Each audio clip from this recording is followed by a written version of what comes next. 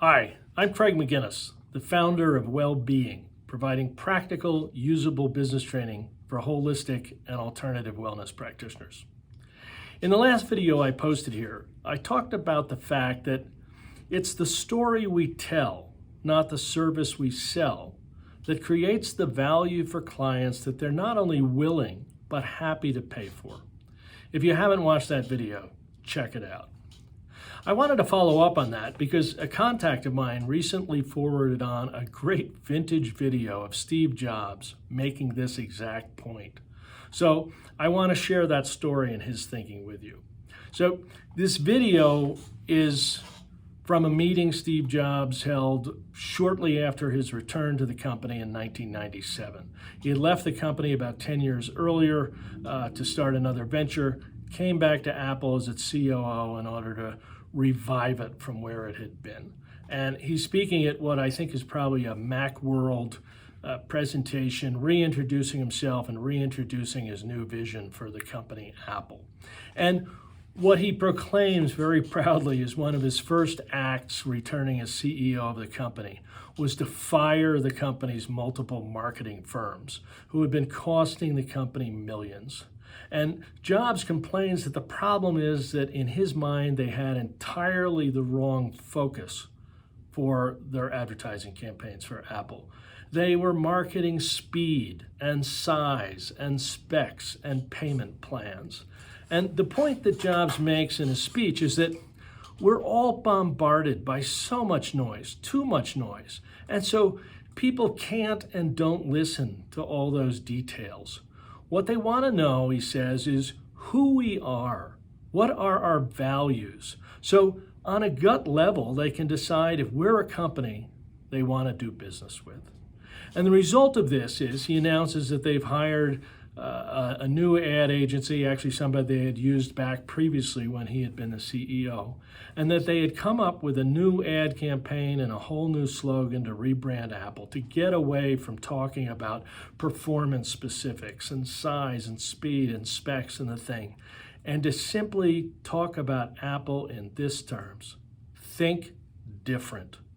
Think different. That's the value he wanted to bring back to Apple, and that's the story Apple was going to tell, and that's the story that was going to connect Apple with its ideal clients and customers who would be thrilled to be clients of Apple, because Apple represented a value, a story that these people told about themselves, that they were people who could think different. And understand his background. Around the same time, IBM had been Apple's principal competitor. Apple's still really in the computer space. And IBM and PCs using Microsoft operating software dominated the personal computer market, and particularly the business computer market, what sat on people's desks in offices. And Apple had a relatively small percentage of that. And understand that IBM's iconic slogan for years was think.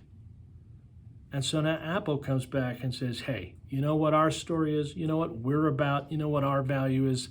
Think different. And that resonates with a whole nother group of people. But man, it's a powerful story that instantly connects with the people who are Apple's real customers. So they're not selling on detailed descriptions, as I said, size, specs, speed, pricing. They just want you to know that they think different. And if you're that kind of person and you think different, welcome aboard. In the same speech, he also makes a point about Nike. He says, think of Nike, this huge, obviously one of the most valuable global brands in the world. And he says, Apple you can talk about because they sell technology. They obviously sell some pretty interesting stuff. But Nike, he says, sells commodities. They sell athletic shoes. They sell sneakers. But he says, look at what Nike talks about in its ads. Nike ads don't talk about the individual performance characteristics, how much padding is in the sole of their shoes, or what kind of chemical they make the rubber out of that gives you extra spring in your step, or any of that kind of thing. Nike's ads talk about great athletes, and they celebrate great athletics. And they build to their brand and their slogan, which is simply, just do it. So they tell a story. They don't sell a product. And there's a lot of competition, sophisticated competition. Lots of other companies selling performance athletic shoes. But Nike sells the crap out of these things, and for hundreds of dollars.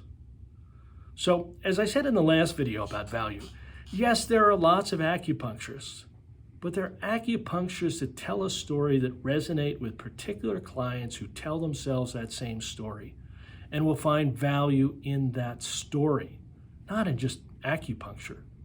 And yeah, there are lots of massage therapists, but then there are massage therapists that, again, tell a story that resonates with a particular group of clients who tell themselves that same story. And they'll find value in that story.